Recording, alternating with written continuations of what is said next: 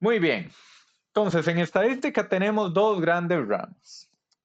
Si tenemos la definición de estadística como tal, estadística es la recolección, organización e interpretación de los datos. Tenemos dos clases de estadística. La descriptiva, esta es donde presentamos en tablas, presentamos en gráficos, en diagramas de pastel, resumimos datos, organizamos mostramos en diagramas de cajas, en diagramas de promedios con intervalos de confianza, en diagramas de promedios con error estándar. El punto es describir, visualizar. Esa es una de las ramas de estadística que tenemos. Y luego vamos a tener lo que es la estadística inferencial, que es derivar conclusiones o hacer conclusiones acerca de una población basada en datos observados de una muestra, que es específicamente lo que vamos a estar trabajando acá. Entonces, estadística descriptiva resume, describe y caracteriza a la población estudiada y determina si la muestra es normalmente distribuida. Entonces, yo le pregunto a Andrés Obando. Andrés, ¿te acuerdas que era una distribución normal? La campanita. Muy bien, la campanita de Gauss, la famosa campanita de Gauss. Contame, Andrés, esa campanita, ¿qué significaba? Que eran los ejes X y los ejes Y. Bueno, significaba básicamente que en el medio estaban la mayor cantidad de ocurrencias Muy y en las bien, colas iba bajando. promedio, muy bien. Dependiendo de la curva normal que estemos, si es la normalizada o si es la distribución de probabilidad normal o frecuencia, varía el eje Y. ¿Vos te acordás típicamente del eje Y que teníamos? Si era un histograma. Sí, era como un histograma, ¿cierto?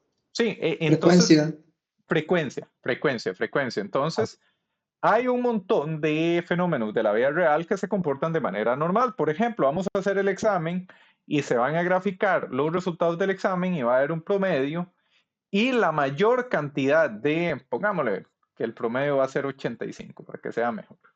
La mayor cantidad de resultados van a estar cerca de este promedio y la frecuencia es cuántos resultados nos dio como tal.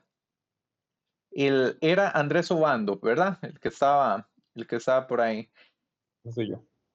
Muy bien, entonces, muchas gracias, Andrés. Entonces, Alejandro Ordóñez, ¿te acordás de las propiedades con respecto al promedio, por ejemplo? ¿Cuántos datos habían a una desviación estándar, a dos desviaciones estándar? ¿Te recordás eso un poquitillo? Sí, creo que, Ok, bueno, más o menos muy bien, a pongamos que una. una, Ajá. a una desviación creo que era 95%.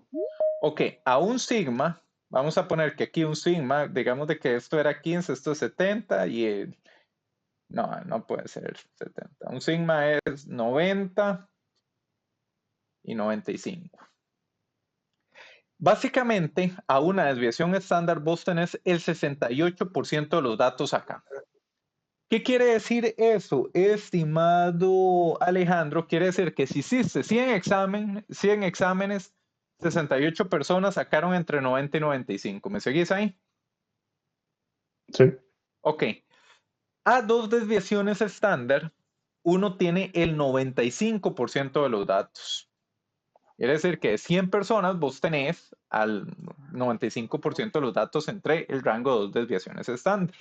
Y a tres desviaciones estándar tenés el 99.7% de los datos. Esto lo que es eh, una curva normal, también vamos a tener la distribución de probabilidad normal, que es ya cuando la tenemos normalizada, y es básicamente nos da la probabilidad de un dato en un punto dado. Pero eso es a manera de repaso para que repasemos un poquito de qué era una muestra normalmente distribuida. Muchas gracias, Alejandro. Le pregunto a Oscar Ortega. Oscar, ¿usted tiene ejemplos de la vida real que sepa de algo que tiene un comportamiento normalmente distribuido? Ujú. Que Que se me venga a la cabeza ahorita, no. Tal vez lo más fresco que tengo es incluso el proyecto que tenemos que hacer. Muy bien. Aunque el proyecto realmente, ahí hay una mentirilla, la curva no es normal, es binomial que aproxima a una normal, pero eso es un detalle que no es importante. Veo la mano de Pedro.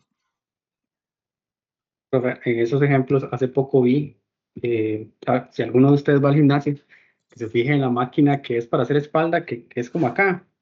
Si ustedes se fijan, cuando uno mete el pin, se ve que está más desgastado en medio, y en los pesos más altos hay poco y en los pesos más bajos hay poco. Eso es porque los principiantes, digamos, podemos pensar que eligen esos pesos bajos, promedio o la mayoría eligen los pesos medios y hay muy pocos, ¿verdad?, que van a alzar pesos tan altos. Entonces, me pareció muy interesante, hace poco lo vi. No, y ahora que lo mencionas, Pedro, la curva normal, la palabra normal es porque está casi en todo.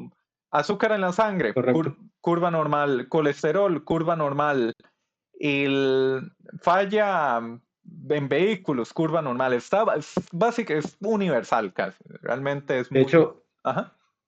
uno de los estudios creo que primeros fue con hojas de árboles. Entonces, midiendo las hojas de los árboles, había unas muy grandes, otras término medio, digamos, y unas muy pocas, muy chiquititas. Creo que por ahí empezó. Sí. Entonces, es casi omnipresente. Veremos un montón de excepciones, pero se gana el nombre de que sea normal. Muchísimas gracias. Muchísimas gracias, Pedro. Entonces, la mayoría de la estadística requiere que la muestra presente una distribución normal. Ahí vamos a afinar un poquito más ese detalle porque cuando estemos en pruebas paramétricas veremos de que no es necesariamente la muestra la que debe presentar una distribución normal, sino los residuos. Pero ese detallito todavía no es relevante y lo hablaremos más adelante.